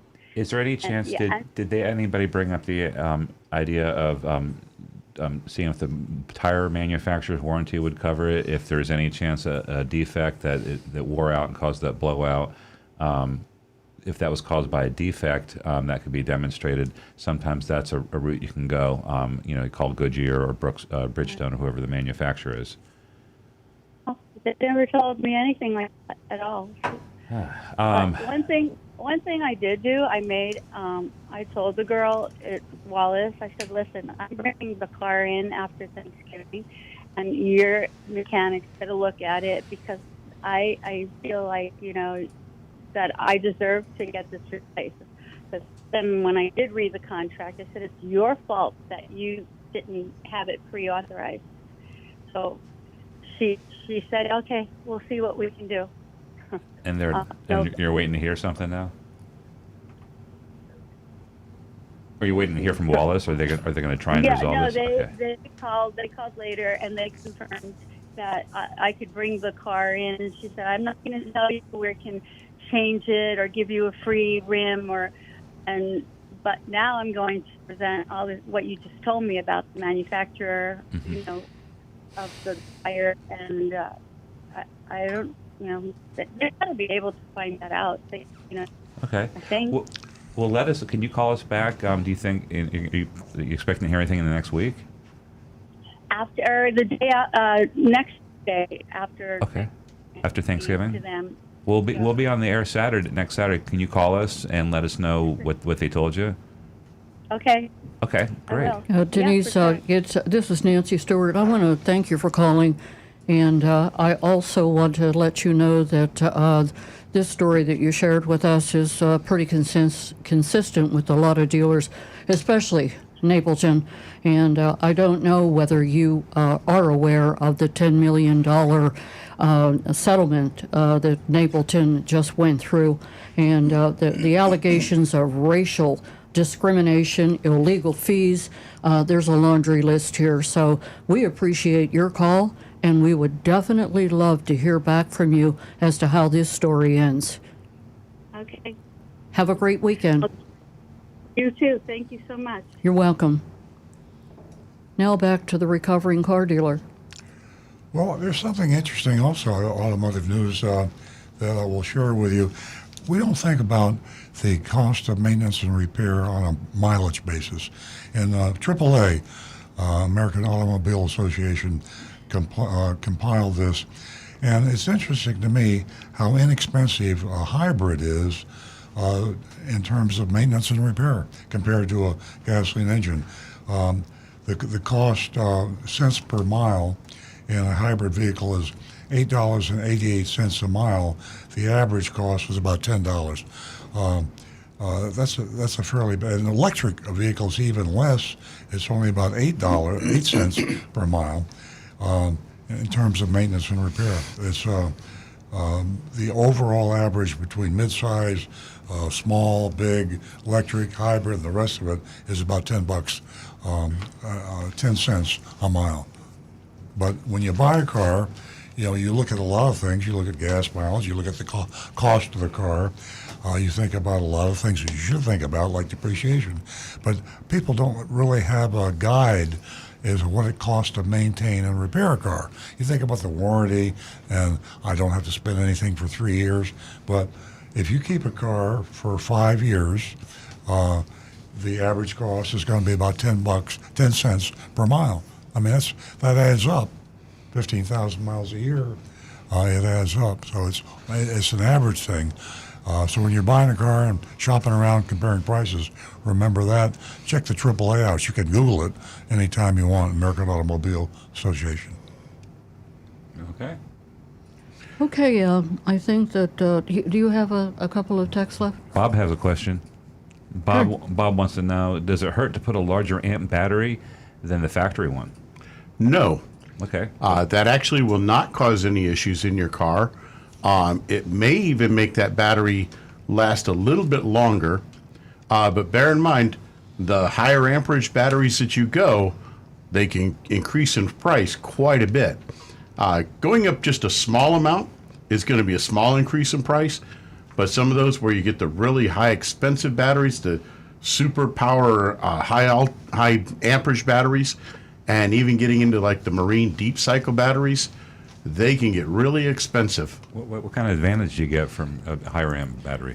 Stepping up a couple hundred amps over what your car originally came with actually makes the battery, the alternator system, don't have to work quite as hard to get the battery back up to full charge. And it actually will help the battery last a little bit longer over the life of the battery. Okay. Extends the life of the battery itself. All right. Learn something new. Okay. Time for a commercial. Now, the hurricane, Hurricane Ian we had, did a huge amount of property damage and also damage to human life. But a lot of the damage that we don't talk about are the homeless dogs. A lot of the people that lost their homes or had their homes damaged had to give up their pets. And the shelters are overflowing. When a shelter has too many dogs, they have to euthanize the dogs after a certain amount of time. Now, why am I holding up my book, Confessions of a Recovering Car Dealer? All the proceeds of this book, if you want to buy the book, it's a how to do it on how to buy a car without being ripped off by a car dealer. If you buy the book, 100% of the proceeds, I don't get a nickel. All of it goes to Big Dog Ranch Rescue. And that Big Dog Ranch Rescue, that we have one of the dogs right here in the studio. We have two dogs in the studio. Yeah, but Big Dog Ranch Rescue is the only and the largest no-kill animal shelter. Our dogs they keep them there for years. If we have a dog that is likes the place too much, it's like a resort, and we actually have dogs that have been there for 2 or 3 years. We do not euthanize our dogs. We've taken in a huge amount. We're bursting at the seams at Big Dog Ranch Rescue. We probably have 500 dogs or more looking for homes. So go to Amazon, Amazon.com, buy the book. If you don't need the book, give it to a friend. It'll tell you how to buy a car without being ripped off by a car dealer. And it will also, all that money goes to Big Dog. Now, we need that money because we have a vet service. We have a maternity ward. When the dogs give birth. We keep the puppies. We find homes for the mothers and the puppies. So Big Dog Ranch Rescue there in Loxahatchee. We also have a new facility in Alabama, and we're opening another facility. So we are literally finding homes for thousands of dogs. As I say, none of our dogs are euthanized, and you can foster a dog even if you don't want, you can't afford or you don't want to have a dog permanently. Come pick up a dog, hold the dog for a week or 2 or 3 maybe until we can find. We don't have room for all the dogs, so help us out. Buy a book, adopt a dog, or foster a dog. Thank you very much. Oh, Let's we wait for the- have a couple. Do you hear that, folks? We have a couple of dogs in the studio. Oh, they're both so cute. Gentle panting. Yes. On a more serious note, Confessions of a Recovering Car Dealer, great contribution, and what a great Christmas gift. And that book can be put on the shelf, and you can use it, for a long, long time. So take advantage of that. We're going to get to the mystery shopping report, and whoops, I got Stu has one more. Since it's 9:36, we got a minute or two for one more text. This listener just joined late. Do you guys still have over 2,000 new cars ordered for customers close? Is there a slightly higher percent of customers canceling orders with the higher rates and slowing economy? Possibly. We haven't really measured it precisely, but there's drop off every month. I haven't picked up an appreciable amount of drop off. Next question: if you had ordered a car, and if the salesman can give you an estimate for how many months it might be, is there a way to check how far back in line you might be? Yeah, absolutely. Just call in and ask, and they can give you an updated estimate. All right. Now we're caught up. Okay. We have a yes. I thought you were going to say something. We have the mystery shopping report we're going to get to. And as I remind you every week, take advantage of our text number, 772-497-6530. We'd love to hear from you. How do you feel about the mystery shopping report? And how would you grade it? And again, 772-497-6530. That mystery shop was done at Delray Buick, GMC. Yeah. Delray Buick GMC. It just occurred to me, I should have mentioned this earlier when we're talking about the family that owns the dealership now. Ralph Buick was in Delray for many years. A lot of you folks from South Florida will remember that. And he was kind of a pioneer too. It's very interesting to me that Delray Buick has been in the hands of dealers who've been around for a long, long time. I don't know if there's any significance to that, but at one time Ralph Buick was the largest Buick dealer in the United States. And that was back during my days at Stewart Pontiac. Okay, here's a report. The Garber Buick Company was founded in 1910 by Guy Garber. I had no idea that we had dealers back then. I mean, Stu just pointed out, that was before Henry Ford. Well, he was before he did he was he was making Fords, but he hadn't done the assembly line. Assembly line thing, yeah. So it wasn't before he was born, but before he was impacting the. Before he was churning them out. Exactly. So anyway, it was one of the first automobile Garber, referring to one of the first automobile dealerships in America, 100 and something years ago, and a few generations later, the Garber Automotive Group is still going strong. I mean, I thought I knew all this stuff. I didn't. That's amazing. Why wouldn't they use that more in their? Why would they call it Delray Buick? Yeah, they call the store in Fort Pierce Garber Buick. They don't call it in Delray. I mean, here it is. I mean, that's worth something. A cool thing. It's a marketing thing that would do that.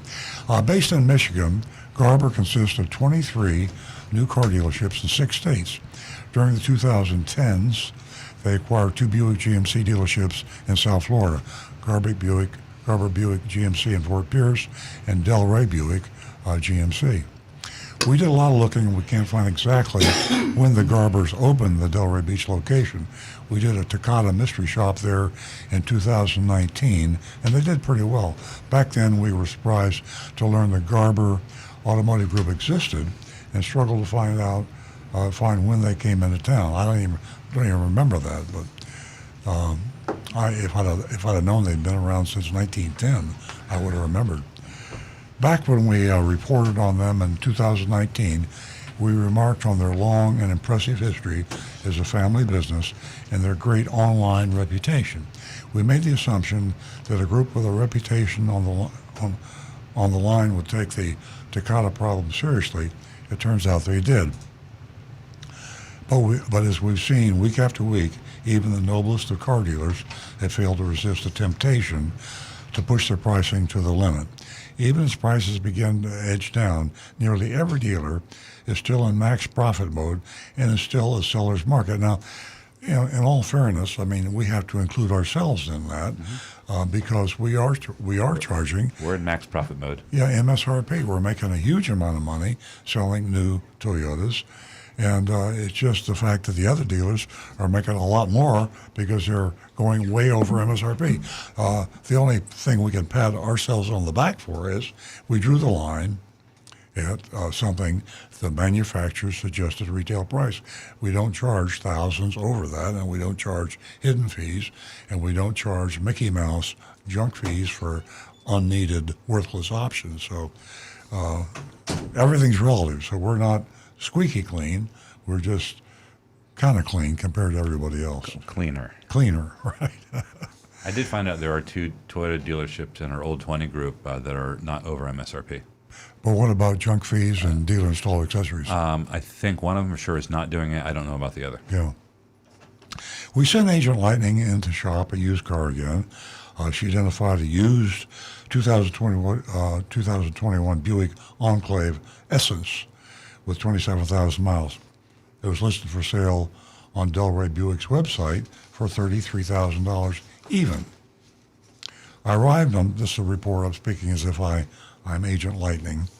I arrived in the late afternoon and was greeted by a friendly woman who asked me what brought me in today. I told her I was looking at a used car, and she offered to get me a salesperson.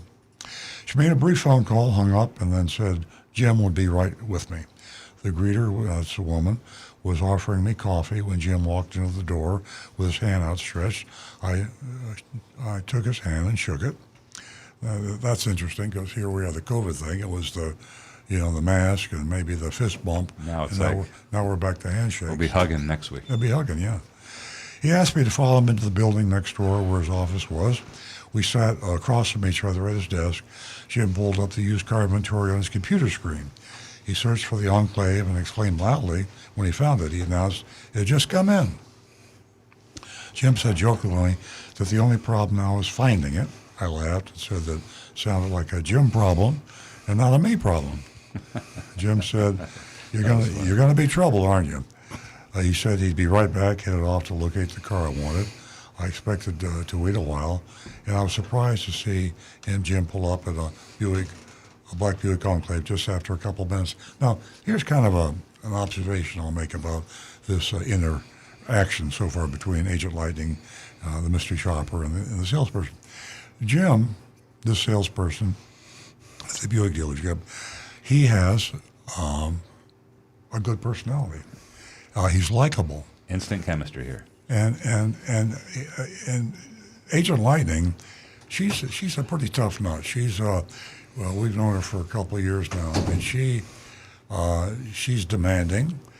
She is doesn't put up with nonsense, and she forms an opinion of the dealership and the salesperson, as you do, or I would, and that's the reason she's such a good mystery shopper. So right away, Agent Lightning likes Jim. Yeah. And she is starting to trust Jim. And this is what you have to be careful of when you go into a dealership. It's easy to be careful when somebody is dumb enough to treat you shabbily and rudely. But when someone really turns the charm on, and let me tell you, a good salesperson, well, the old saying, they can sell a refrigerator to an Eskimo. I mean, good salespeople are able to charm and sell you things. So I'm not putting Jim down. I mean, we like courteous salespeople. Hey, we're car dealers. We like good salespeople, and good salespeople are courteous and charming. So here we found one, and they're kind of rare. Yeah. Well, when's the last time we saw Agent Lightning charmed? Yeah, when you meet somebody that you instantly know you can make fun of, yeah. You found a guy with a good personality. Yeah, it's kind of like a con man or a crook. But he was such a nice person. We see this in mass murderers too, right? Oh, Ted Bundy. Yeah, was he very was charming. Such a charming. I think we're going down the wrong direction here. Well, no, I I'm think just. we got to hear how this plays out. This is Earl on Cars. This is how to avoid being ripped off. And I'm telling you, the biggest danger out there, we don't talk about it. And we're talking about it now. A charming, likable salesperson. He is your worst enemy because he can get you to make an irrational, bad decision. Just like the devil can. Exactly. The devil can make you do that. He can appeal to your emotions. Exactly. And that's what car buying's all about, emotion. You can walk into a dealership and sell your heart to the devil. Back to the report. I laughed hard and I'm Agent Lightning, I laughed hard when I went outside to meet him, Jim. He'd stolen the vehicle right out of the detail department. I'm still laughing. There were white swirls of wax supplied that had yet to be buffed out on the side, and Jim knew how to get the job done. I mean, it was just Agent Lightning's having a ball here. He made a show out of it. Going to invite Jim to dinner.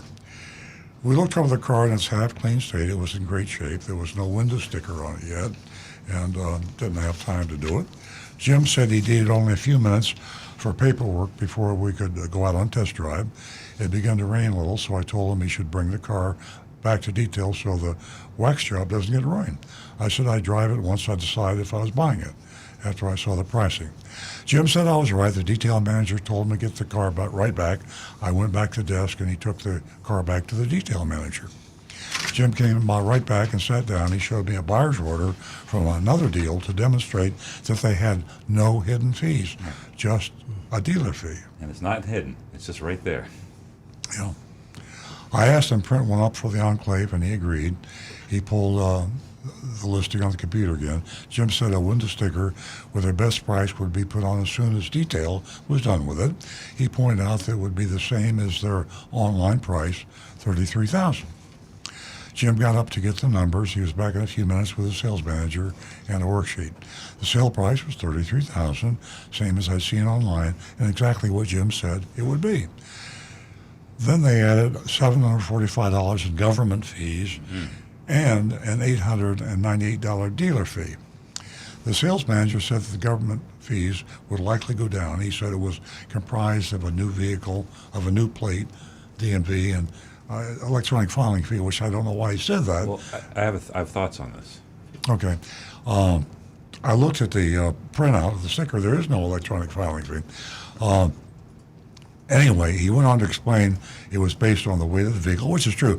Yeah. And the fact of the matter is, one of the reasons our dealership doesn't advertise prices including tax and tag, government fees, is because there are variables that you cannot pin down till you know exactly the date of birth, is their car being traded in or not? It's a truck, and the weight. The weight, and it's a little complicated. A computer program does you have to have the exact car that you want to buy and the exact person who's buying it before you can calculate the tax and tag. So the best you can do is an estimate. Come close. You can, and so you can. What I think he's doing in this $745 in government fees, I don't know if they know. I mean, this electronic filing fee business has been around for a long time, years now, and he's saying, yeah, well, it'll come down. So he's just thinking that plate estimate, is that what that is? So that plate estimate's in there, but the electronic filing fee for several $100s is bogus.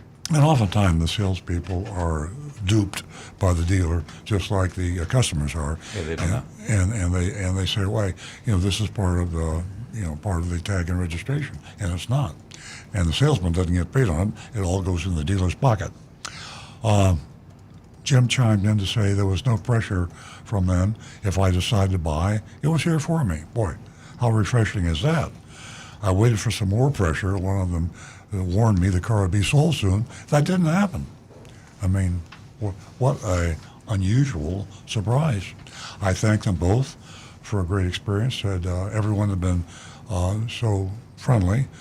They were very appreciative, thanked me for coming in. So there you have it. An extraordinarily friendly, happy experience at a car dealership. And look at Jim. Look at the picture of Jim. Oh, Jim, that's right. And he has his picture on the card. He's not only sounds charming, he looks charming. Great. Look at this guy. Yeah. Oh, yeah. He's a pro. Yeah. So, as I say, Ted Bundy, your worst enemy, could be a guy like this. This case here, turns out he's honest, and he looks honest, and he's friendly. I mean, the best of the best of the best. So there we have it.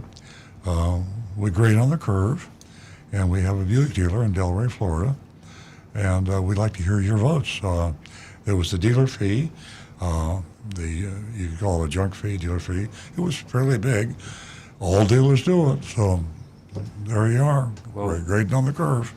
We got Mark says he managed their body shop at Ralph Buick for 3 years, starting 2004, and he gives them a B+ on the mystery shopping report. And I really liked Hal Delray Buick. I want to call them Garber Buick just to honor their history. They did a really good job. The only two bad parts were the $745 in government fees and then just the dealer fee. They can't get an A. I'm not going to give anybody an A unless they don't have fees. But I give them a B. They did a good job. And Bob just texted. Bob gives them an A. Well, I've got Joseph Kelleher, D, too high of a dealer fee. And let's see, Tom Steckel, B-, hidden electronic filing fee. They know exactly what DMV charges, and their fees assume electronic filing. Only additional charge is $10 for a fast title. Brian Sedlatko, B. Wayne Veit with an A-. Mark Smith, B. Mark Ryan, B. Scott Hunter, B. Government fee was too high. Myself, I think I'm going to follow Stu's thought with the B, because the dealer fee should be included in that $33,000 advertised price. Just make it $33,898. Right, there you go. And you've got an A+ from me. I'm glad you said that. And you have a very happy customer who walks in who got exactly what they thought they were going to get. And Ken Asher with a B. And Kirk in West by God, Virginia. Delray Buick, priced as advertised, but with e-filing junk fee, earns a B. Okay, Anne-Marie gives them a B+, and we have a C here. Who is this from? I know I have your name somewhere. But we have a B. Would have been an A+ if there wasn't a dealer fee and the electronic filing fee. Okay. Too many fees, and like Rick said, include that dealer fee. It's real easy to do, and it's honest. So for that, I give them a C. It's a pretty good grade coming from me. It is. Yeah, I'm really, I'm very, until Rick said, and he's absolutely right, the advertised price was $33,000. They added almost $900 in a dealer fee. Nothing wrong with a dealer fee if you include it in the advertised price, but then it doesn't do what a dealer fee is supposed to do, which is sneak the price up, which is what they did. Mm-hmm. So I want to give them an A so bad I can't do it. I'm going to give them a B+. I really feel bad. I think I'd make it an A-.